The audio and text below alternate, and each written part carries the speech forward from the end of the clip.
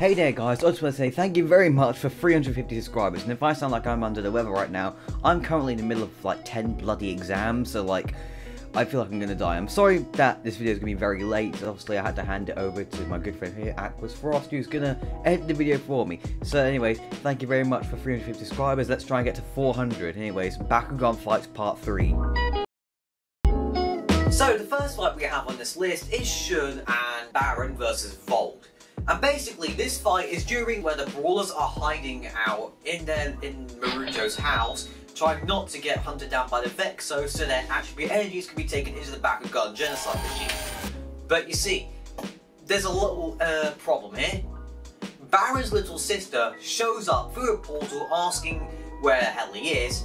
Then obviously Baron decides, you know what, I'm gonna take my sister on a day out, which is a pretty good reason to leave. But what happens is, Shun's like, hold on a second, I feel like, we should at least provide some protection to him. So he walks, basically he stalks him the entire time, like in the new sort of protection. He's trying to protect him, for God's sake. And Volt randomly shows up to say, hey guys, how's it going? I wanted to, I was hoping to barge in on your little day out. And they're like, oh god. Then they end up fighting in the middle of a theme park where I feel like in this universe criminal damage isn't a thing, but like, imagine the fucking payments you're gonna have to do for all of the theme park they destroyed, specifically the samurai theme park. That's gonna be fucking expensive. So obviously Baron takes it to the theme park. Meanwhile, there's literal explosions going on for Bakugan battle, and they're like, oh dang. Baron eventually joins in the battle and then helps Shun, try not to lose his attribute energy, which I think he ends up losing because I just forgot to write it down in the script. And also, his sister is nearly killed multiple times, but is saved by Shun. They win the fight and they go back home, and then this whole scene happens. Yes, little one? Thanks for protecting me today, Shun. You're the best. Huh? Overall, pretty good fight. So, his next fight is Ren versus Emperor Barodius. Ren is basically just betrayed the Bakugan Battle Brawlers, and basically nobody really likes him that much at the moment. And I feel pretty sure half of his team has been killed by this point. Basically what's happened is he's about to kill Dan, but then he betrays Barodius because like he's had enough of his shit, and you're probably thinking, oh okay, he's probably just gonna go and stand next to Dan just like, I'm on this side now and run. Well, you're wrong. He does the most American thing possible by turning Lionel's gun, making him turn around and shoot at Emperor Barodius. Like, that's just the most American thing I can think of. And then eventually this whole battle ensues of them fighting each other, this, that, and the other. And then eventually Lionel's like, you know what, it's time to release my true power. And then you're probably thinking, oh, he's probably going to do something really cool, like make a massive laser beam. No, he fucking nukes Nethia. Yeah, and then accidentally spawns Dragonoid Colossus, and then Dragonoid Colossus has to go down into the explosion that is being created by Lionel and stop him.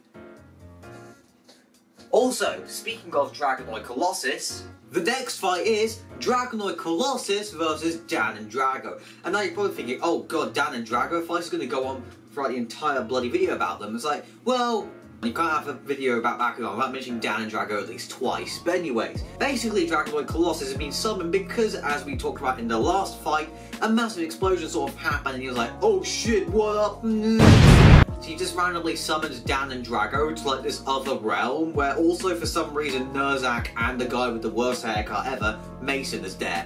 And they're just chilling there, it's like, hey, how's it going? And then Nerzak begins to explain the whole plot, what's going to happen. Basically, Dragonoid Colossus is going to offer Darak and Barodius and Dan and Drago a chance to fight him, and if they can prove they're worthy, he gives them their powers and becomes their ally. So Dan and Drago have to defeat Dragonoid Colossus to earn his trust. And well, this fight was definitely very, very cool because of how many explosions there were and the fact they were in another dimension. Yeah, I couldn't think of much of this fight, but it was still pretty cool because it's fucking Dragonoid Colossus. So, the next fight is the Nonuts versus mechtavious Destroyer. And well, what's happened is basically the Brawlers kind of just got sent to the Doom Dimension by, our good old friend mechtavious Destroyer because he wants to destroy planet Earth for every possible reason, because the Bakugan exist. With them being gone, Guns, the character who was meant to be, Chaos Brawler, but kind of just, died at the beginning. He's now back alive, and also it turns out Wise Man was actually one of the 4 Mechtagon, and also he's left his mask behind. The Nonuts convince Guns to put on the mask, so that way he can take the Nonuts, to mechtavious Destroyer to fight them. They do begin to fight, and then obviously, despite, you know, the terrible voice acting, the weird names, for example, Strunk is one of the characters, and mechtavious Destroyer standing like he's got drip. Like, bro, you're a robot, you don't have drip, you're completely fucking naked.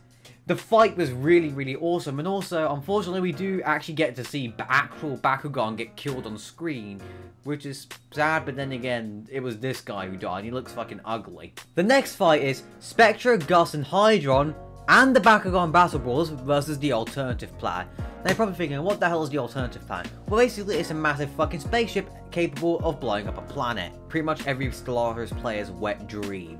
And yes, I've reused that joke. This is definitely one of the longest fights, basically expanding over about 3 episodes, roughly. And well, basically what happens is all of Exos are dead, except for Mylene, Shadow Probe, Gus, who is currently in prison, and Spectra. Mylene and Shadow Probe decide, you know, they want, basically are ordered to go and find the Bakugan Battle Brawlers.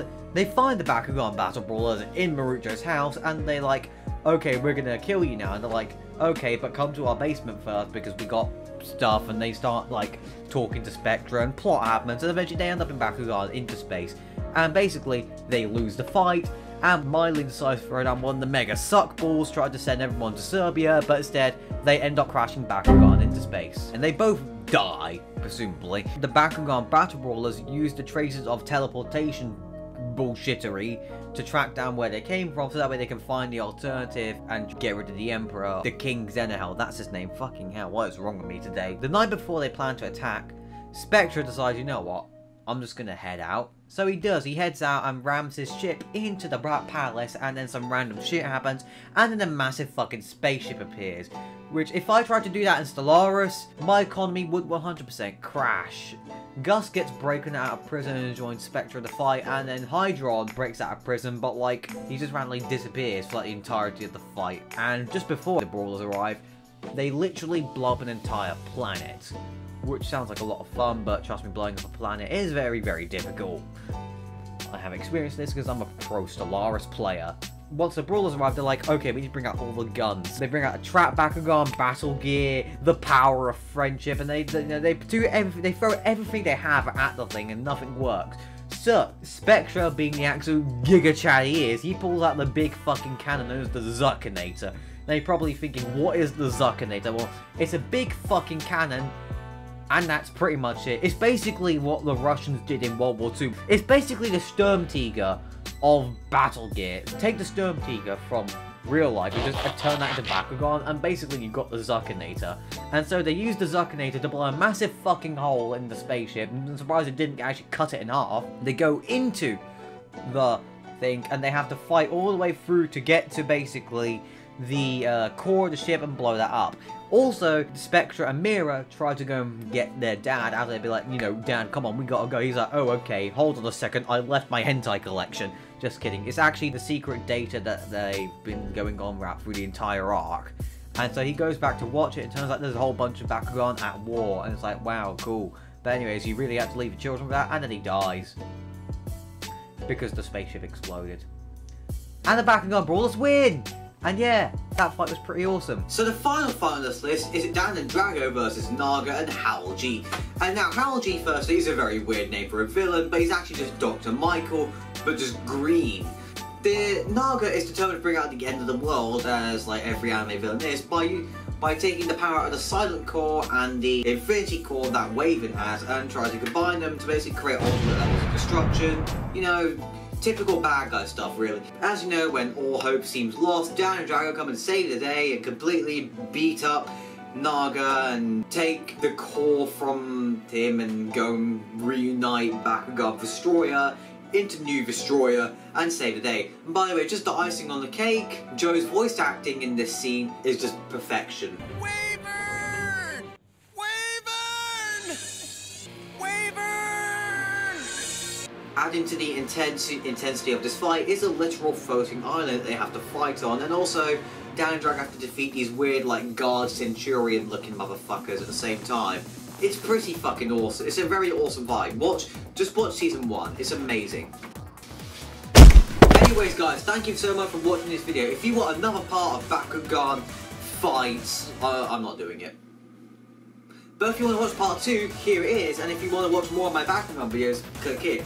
Otherwise, watch my Gintama video. Anyways, goodbye.